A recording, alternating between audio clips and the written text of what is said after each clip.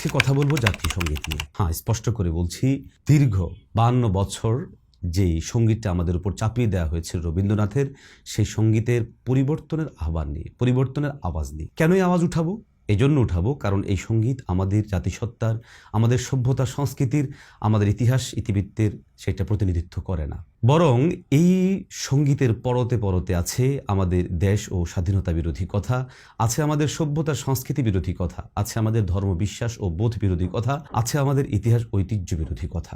অতএব নতুন এই বাংলাদেশে আমরা চাই, যখন আমরা আধিপত্যবাদ ও সাম্রাজ্যবাদ থেকে বের হয়ে একটি নতুন বাংলাদেশের স্বপ্ন দেখি, অতএব এই বাংলাদেশে আমাদের জন্য এমন সঙ্গীত রচিত হবে যে সঙ্গীত আমাদের দেশের, আমাদের দশের এবং আমাদের জন্য সেটা প্রতিনিধিত্ব করবে। প্রিয় দর্শক, রবীন্দ্রনাথ কর্তৃক রচিত আমার সোনার বাংলা কেন পরিবর্তিত হওয়া উচিত? এর সংক্ষিপ্ত উত্তর হলো, এই সঙ্গীত আমাদের স্বাধীনতা, সার্বভৌমত্ব, ইতিহাস ঐতিহ্য কিংবা আমাদের যে সভ্যতা সংস্কৃতি এর কোনোটাই ধারণ করে না, লালন করে না। উপরন্তু আমরা যখন ভারতীয় আধিপত্যবাদ থেকে বের হয়ে একটা নতুন বাংলাদেশের স্বপ্ন দেখছি, আর এর জন্য 2024-এ আমাদের ভাইয়েরা, আমাদের বোনেরা, আমাদের ছাত্র জনতা যখন জীবন দিয়েছে, আমাদের ভাইয়েরা যখন জীবন দিয়েছে, তখন অবশ্যই এখানে এমন একটি সঙ্গীতকে আমরা চাই যে সঙ্গীত আমাদের দেশ, আমাদের সভ্যতা, আমাদের সংস্কৃতি, আমাদের তাহজিব তামাদ্দুনকে ধারণ করবে।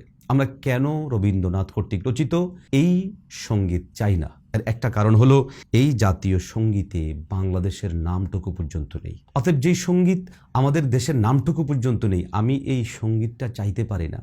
দ্বিতীয় নাম্বার হলো, এই সঙ্গীত বাংলাদেশ 1971 সালে স্বাধীন হওয়ার আগেরও 66 বছর আগে রচিত হয়েছে। অতএব 1905 বা এত বছর আগে রচিত হওয়া কোনো সঙ্গীত আমাদের দেশের সঙ্গীত হবে, আর সেটা আমাদের দেশের সভ্যতা সংস্কৃতি, তাহজিব তামাদ্দুনকে ধারণ করবে, এটা কেউ কল্পনাও করতে পারে না। নাম্বার 3, এই সঙ্গীত আমাদের স্বাধীনতা সংগ্রাম যারা করেছেন, সেই স্বাধীনতা সংগ্রামীদের কোনো অবস্থাতেই প্রতিনিধিত্ব করেনি, তাদের কথা উল্লেখ নেই, তাদেরকে ধারণ করতে পারেনি। নাম্বার 4 হলো, আপনারা নিশ্চয়ই জানেন, এই সঙ্গীতের যিনি রচয়িতা রবীন্দ্রনাথ, তিনি কখনোই বাংলাদেশ রাষ্ট্র হোক, বাংলাদেশ স্বাধীন হোক, বাংলাদেশ জাতি উন্নত হোক কখনোই চাননি। ফলে আমাদের দেশে ঢাকা ইউনিভার্সিটি যখন হয় তখন তিনি বিরোধী ছিলেন।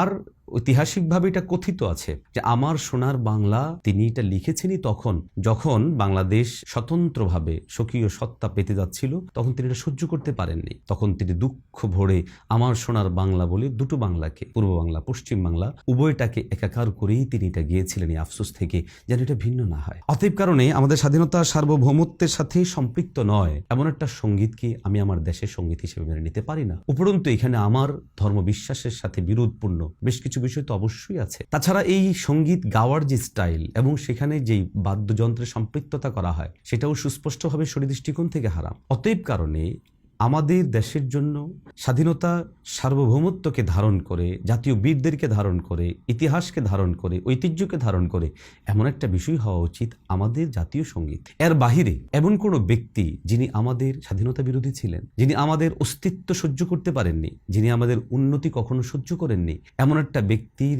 গাওয়া গীত, লিখিত সঙ্গীতকে আমরা আমাদের জাতীয় সঙ্গীত হিসেবে মেনে নিতে পারি না, মেনে নেওয়া উচিত না। বরং আমি তো মনে করি আমাদের যে জাতিসত্তা, বাংলাদেশি জাতিসত্তা, সেই বাংলাদেশি জাতিসত্তার সভ্যতা সংস্কৃতি, ইতিহাস ঐতিহ্য, ধর্ম বিশ্বাসকে ধারণ করে এমন একটা সঙ্গীত আমাদের জন্য চাই, যেখানে ধর্ম বর্ণ নির্বিশেষে সবাইকে প্রতিনিধিত্ব করবে। কবি নজরুলের সঙ্গীত আছে কবি মুহিব খানের সঙ্গীত আছে, অনেক ভিন্ন অনেকেরই সঙ্গীত।